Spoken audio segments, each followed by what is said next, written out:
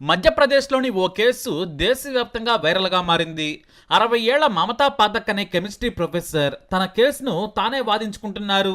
ఈమె రిటైర్ అయ్యారు, కానీ గెస్ట్ ఫ్యాకల్టీగా ప్రముఖ యూనివర్సిటీలో ఇంకా పనిచేస్తున్నారు. అయితే మధ్యప్రదేశ్ హైకోర్టు న్యాయమూర్తులు జస్టిస్ వివేక్ అగర్వాల్, జస్టిస్ దేవనారాయణ మిశ్రాలు ఆమె కేసును విచారిస్తున్నారు. ఆ సమయంలోనే న్యాయమూర్తి మమతకు ఆమె కేసు విషయం చెప్పారు. మీరు మీ భర్త నీరజ్కు కరెంట్ షాక్ పెట్టి చంపారనేది మీ మీద ఉన్న అభియోగం. పోస్ట్ మార్టం రిపోర్ట్లో కూడా కరెంట్ షాక్ పెట్టి చంపారని డాక్టర్లు తేల్చారు. దీనిపై మీరేమంటారని న్యాయమూర్తి ప్రశ్నించారు. అయితే ఆమె తన కెమిస్ట్రీ పాండిత్యం మొత్తాన్ని న్యాయమూర్తి ముందు వెళ్లగక్కారు. సార్, మీ పోస్ట్ మార్టం రిపోర్టే తప్పని ఒకే మాటలో కొట్టేశారు. దీంతో న్యాయమూర్తి షాక్ అయ్యారు. మామూలుగా పోస్ట్ మార్టం రిపోర్ట్లే 99% కేసుల్లో కీలకాధారం, అదే సైంటిఫిక్ ప్రూఫ్ కూడా. కానీ కెమిస్ట్రీని అవపోసన పట్టిన ఈ బామ్మ అసలు పోస్ట్ మార్టం రిపోర్టే తప్పంది. ల్యాబ్లో చనిపోయిన నా భర్త శరీరం మీద కాలిపోయిన గుర్తులున్నాయి. మామూలుగా కరెంట్ షాక్ పెట్టినప్పుడు చర్మం లోతుగా కాలిపోద్దు, అదే మామూలుగా మంటల వల్ల కాలితే లోపల టిష్యూ కూడా దెబ్బతింటుంది. తర్వాత అది ఓ గాయంగా డిపాజిట్ అవుతుంది.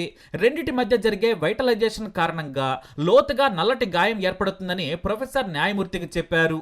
ఇది జరిగినప్పుడు ఓ ప్రత్యేకమైన రసాయన చర్య జరుగుతుంది.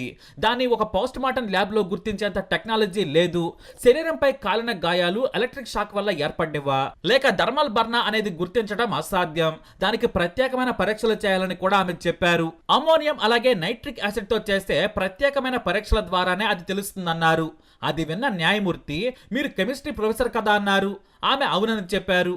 ఆ మాటలు విన్నాక ఈ కేసును కూలంకషంగా విచారించిన న్యాయమూర్తులు సైంటిఫిక్ ప్రూఫ్ను మరోసారి తీసుకోవాలని నిర్ణయం తీసుకున్నారు. పోలీసులకు ఆదేశాలు జారీ చేశారు. అయితే ఎంత అమాయకంగా తన కేసును తానే వాదిస్తున్న ప్రొఫెసర్ మమత ఇంగ్లీష్లో హిందీలో దంచుకొట్టింది. చాలా గట్టిగా తన వాదనలు వినిపించింది. The post-mortem room, it is not possible to differentiate between the thermal burn mark and the electric burn mark. Current flow होता है volatilization of the atom. Tissue में trace particles of the metal deposit हो जाते हैं. Post mortem report తప్పు, సరైన ఆధారాలు పరీక్షలు చేయకుండానే రిపోర్ట్ ఇచ్చారని హైకోర్టుకు తెలిపారామె. సరే, అసలు ఈ కేసు ఏంటి, మమత ఏం చేసిందనేది ఓసారి మనం కేసును పరిశీలిద్దాం. మధ్యప్రదేశ్లో చాహత్పూర్లో భర్త నీరజ్ పాఠక్తో కలిసి ఉండేది మమత. అతను రిటైర్డ్ డాక్టర్, ఈమెమో రిటైర్డ్ కెమిస్ట్రీ ప్రొఫెసర్. దాదాపుగా ఇద్దరిది ఒకటే వయసు. ఏప్రిల్ 19, 2021న తన కొడుకుతో కలిసి ఊరు నుంచి వచ్చిన మమత అదే రోజు పోలీసులకు ఫోన్ చేసింది. నేను వచ్చే సమయానికే నా భర్త చనిపోయి ఉన్నాడని తెలిపింది. పెట్రోల్ పోసుకుని ఆత్మహత్య చేసుకున్నాడని బొకాయించింది.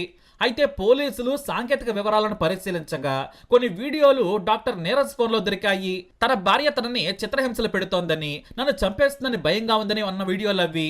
నేను నా భార్యతో కలిసి ఉండలేనని కొన్ని వీడియోలు తీసి క్లోజ్ ఫ్రెండ్స్కి పంపించాడు.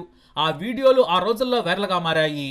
అయితే పోస్ట్ మార్టం చేసిన డాక్టర్లు పెట్రోల్ పోసుకొని చనిపోతే బోన్స్ వరకు కాలిపోతాయి, కానీ శరీరం మొత్తం కేవలం చర్మం మాత్రమే ఊడిపోయింది.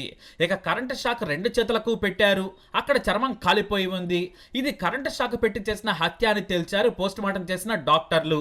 అంతేకాదు, అతని శరీరం లోపల మత్తుమందు కలిపినట్లు ఆధారాలు సేకరించారు.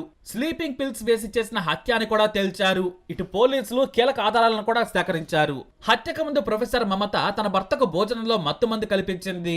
అతను నిద్రలోకి జారుకోగానే 2 వైర్లను శరీరానికి చుట్టింది. తన కొడుకుకు ఫోన్ చేసి నేను మీ ఇంటికి వస్తున్నానని చెప్పింది. అతను కారుతో సహా వచ్చాడు. తాను బట్టలు సర్దుకుని వస్తున్నాను, కిందనే ఉండమని చెప్పింది. కొడుకు కూడా సరేనన్నాడు. అతను కూడా కనీసం నాన్న ఎలా ఉన్నాడనేది కూడా అడగలేదు. ఎందుకంటే తండ్రికి కొడుకుకి చాలా రోజుల నుంచి గొడవలు జరుగుతున్నాయి, ఆస్తి తగాదాలు కూడా ఉన్నాయి. తాను తల్లి వైపే ఉన్నాడు.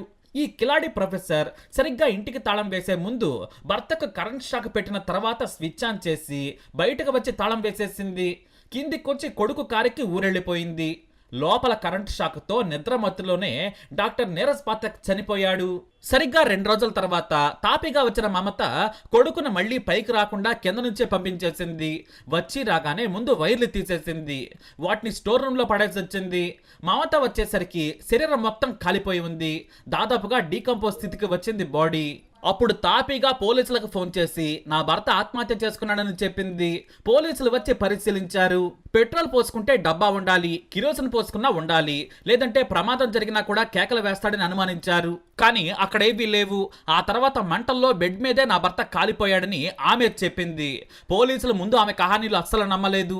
ఈ హత్య జరిగే సమయానికి నీరజ్కు మమతకు 56 ఏళ్లు. అయితే పోలీసులకు నీరజ్ రికార్డ్ చేసిన వీడియోలను చూపించారు. నువ్వు నీ భర్తను టార్చర్ పెట్టావని, చంపేస్తావేమోనని తానే స్వయంగా వీడియోలు చేశాడు. నిజం చెప్పండి, మీరే మీ భర్తను చంపారు కదా అని సైంటిఫిక్ ప్రూఫ్స్ తో విచారణ చేశారు.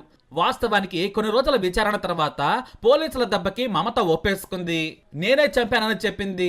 అతనికి ఓ ప్రియురాలు ఉంది, ఆమెకు చాలా ఆస్తులిచ్చాడు, ఆమెతోటే ఎక్కువ సమయం గడుపుతున్నాడు, నేను నిలదీస్తే వేధిస్తున్నాడని చెప్పింది. అందుకే కరెంట్ షాక్ పెట్టి చంపానని ఒప్పుకుంది. అంతేకాదు 3 ఏళ్ల ముందు కూడా భర్త మీద గృహహింస కేసు పెట్టింది మమత. ఆ తర్వాత ఆ కేసును ఆమె వెనక్కి తీసుకుంది.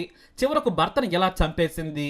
ఇదే కేసుపై స్థానిక సెషన్స్ కోర్టులో సుదీర్ఘ విచారణ సాగింది. చివరకు భర్త వీడియోలు, కేసులు, అతని స్నేహితులను విచారించిన కోర్టు మమతకు జీవిత ఖైదు విధించింది. ఆమెనే దోషిగా తేల్చింది. దీంతో బాగా డబ్బులుండడంతో ఆమె హైకోర్టులో పిటిషన్ వేసింది. ప్రస్తుతానికి ఆమె బెయిల్ పై ఉన్నారు. ఇక లాయర్లకు సైంటిఫిక్ విషయాలు చెప్పడం రాలేదని తన లాయర్ను పక్కన పెట్టేసి తన కేసును తానే వాదించుకుంటోంది మమత. మొదట పోలీసుల ముందు తానే చంపానని ఒప్పుకుంది. కానీ శిక్ష పడ్డాక మాత్రం నేను అలా చెప్పలేదని వాదించింది. కానీ కింది కోర్టు మాత్రం ఆమె నేరం చేశారని నిర్ధారించింది. ఇప్పుడు ఏకంగా హైకోర్టులో కెమిస్ట్రీ పాఠాలను న్యాయమూర్తులకు వినిపించింది. తాను నిర్దోషాన్ని చెప్పుకునేందుకు థర్మల్ రియాక్షన్, ఎలక్ట్రిక్ రియాక్షన్ అంటూ ఎన్నో చెప్పుకొస్తోంది. ఈ వీడియో క్లిప్ కాస్త వైరల్ గా మారింది. దీంతో న్యాయమూర్తితో ఇంగ్లీష్ లో, హిందీలో ఈ వాదనలు వినిపిస్తున్న బామ్మ ఎవరని ఆరా తీయగా ఈ కేసు వివరాలన్నీ బయటపడ్డాయి. సోషల్ మీడియాలో ఈ కేసు గురించి ఇప్పుడు చర్చ జరిగింది. కొంతమంది ఏమో ఆమె రైట్ అంటున్నారు, ఇంకొంతమంది ఏమో ఈ ముసలిదే చంపేసి కోర్టులో కెమిస్ట్రీ పాఠాలు చెబుతుందని సెటైర్లు వేస్తున్నారు. అంతిమంగా మాత్రం చదువు ఎంతో ముఖ్యం. బాగా చదువుకుంటే మనం తప్పు చేయకపోతే ఇలా వాదించుకోవచ్చు. అందుకే అందరూ చదువుకోవాలని ఇంకొంతమంది కామెంట్స్ చేస్తున్నారు. మరి వచ్చే వాయిదాల్లో న్యాయమూర్తులు ఏం తెలుస్తారనేదే ఇప్పుడు ఆసక్తికరంగా మారింది. మీరేమంటారు? మీ అభిప్రాయాన్ని కూడా తప్పకుండా కమెంట్ ద్వారా తెలియజేయండి. ఈ వీడియోపై అప్డేట్స్ కోసం ఈ ఛానల్ ఫాలో అవ్వండి. తప్పకుండా సబ్స్క్రైబ్ చేసుకోండి. The postmortem room, it is not possible to differentiate between the thermal burn mark and the electric burn mark. Current flow होता है, volatilization of the atom. Tissue में trace particles of the metal deposit हो जाते हैं.